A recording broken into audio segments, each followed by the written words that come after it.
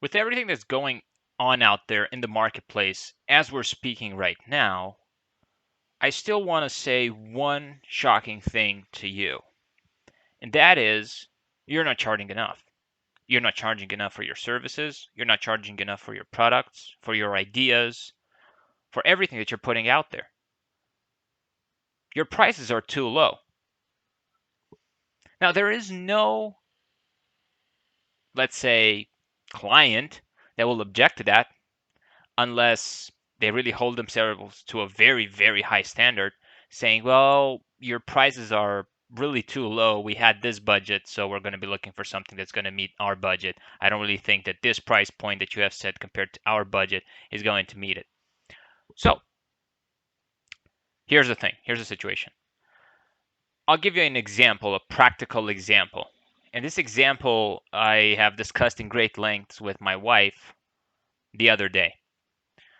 Let's say you have a product that sells for $100. And your perception is that you could sell it for 200. You would want to sell it for 200. You could sell it for 200, but you don't want to sell it because you're worried that people will not buy it. So you're just going to sell it for 100. Now, in the marketplace, regardless if you operate in a certain country or a certain region and so on, let's say in the marketplace your product has 3 times that price. It's 300 or a similar product. Well, here's the kicker. If it's something like an online product or a service, like a course, something that's going to help teach you a skill, implement certain things, focus on the mindset, etc., etc., you are putting out there, you are projecting out there into the marketplace what your beliefs are. So your beliefs are incongruent actually with what you're putting out there because your beliefs is my program should be worth, my product should be worth $200, but you're putting it out there for 100. But the marketplace is allowing you to charge all the way up to 300. You're worried about competition, you're worried that nobody's going to buy, etc., etc. All of these limiting beliefs, you know what I'm talking about. But here's the issue. If you're going to sell it for 100 instead of 200, that 100 gap that you're creating between the two prices, you are effectively denying yourself revenue. And we'll get a little bit deeper. But by denying yourself revenue, you're like saying to the marketplace, I don't want money. I don't want your money. I'm very cool where I am. I'm going to sell this. I'm going to sell that. When you get onto the higher stage, there's going to be certain price points. There are going to be ballparks. You won't be able to go as low or lower than this, and you won't be able to go higher than this. So when the ticket goes up, the value of the ticket goes up, you're going to see that this philosophy of I'm just going to do whatever the hell I want with the price doesn't really fit in. Let's say you are making things made by hand, whether you're making bracelets, whether you're making earpieces, whether you're making sweaters, I don't know, whatever it is. And let's say your target audience are children. Now let's say specifically girls. And let's say specifically you are selling to um, uh, these types of children that are between, let's say, age of 0 and 3 years of age, right? So now that's your target audience. Well, you are barely breaking even. Let's say you're still making a profit, but that profit is, let's say, 10%. You're making $10. You're selling something for 100. You're making $10. You could be selling the same thing for $200 based on your perception, and the marketplace would allow you to go all the way up to 300. Here's the kicker. I said I'm going to get a little bit deeper into this. If you are selling 10 articles per month, that means $1,000.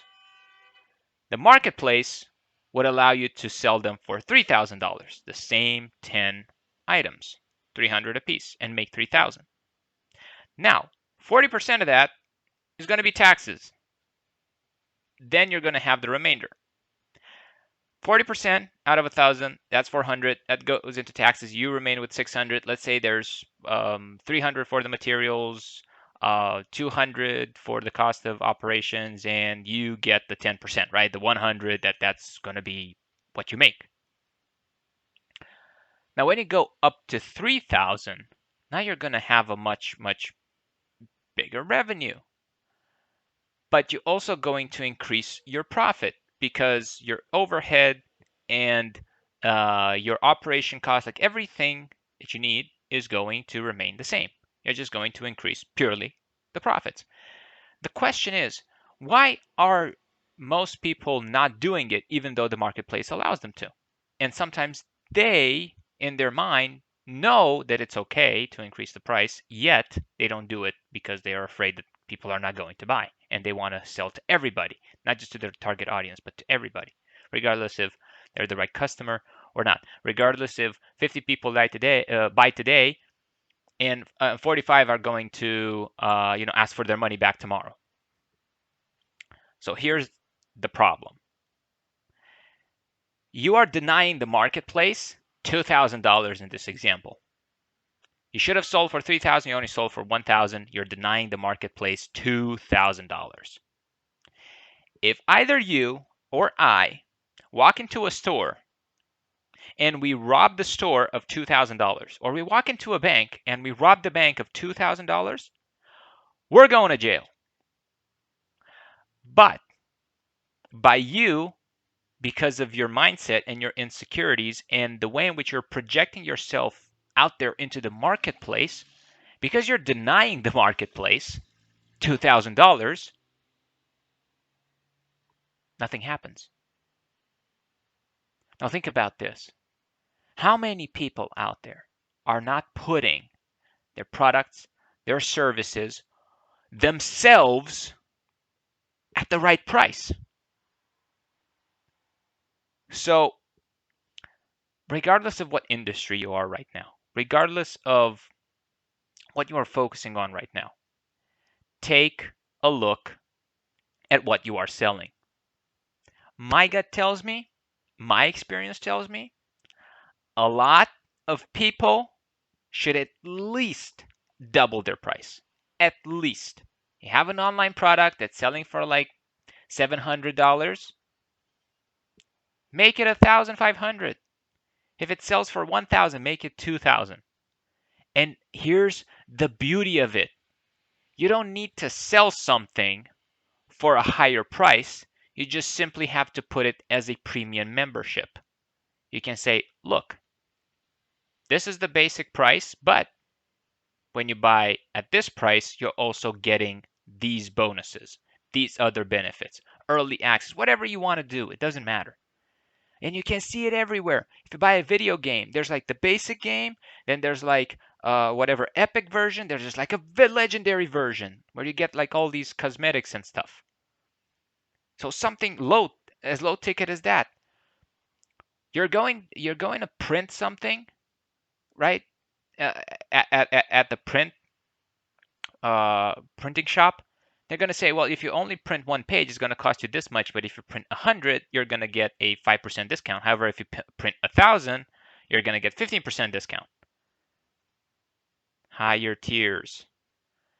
Adjust your prices. Now, you might say, well, this last example isn't a little bit contradictory of what you just said. Well, no, because I'm not coming and buying one page.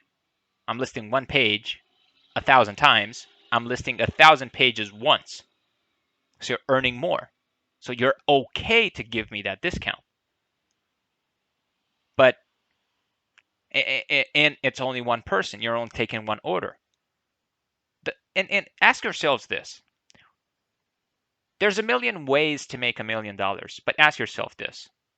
Would I rather sell something for $1 to 1 million people, or would I sell something for 1 million to one person? And depending on the answer that you give there, you pretty much have a very, very clear and realistic understanding of how you're operating.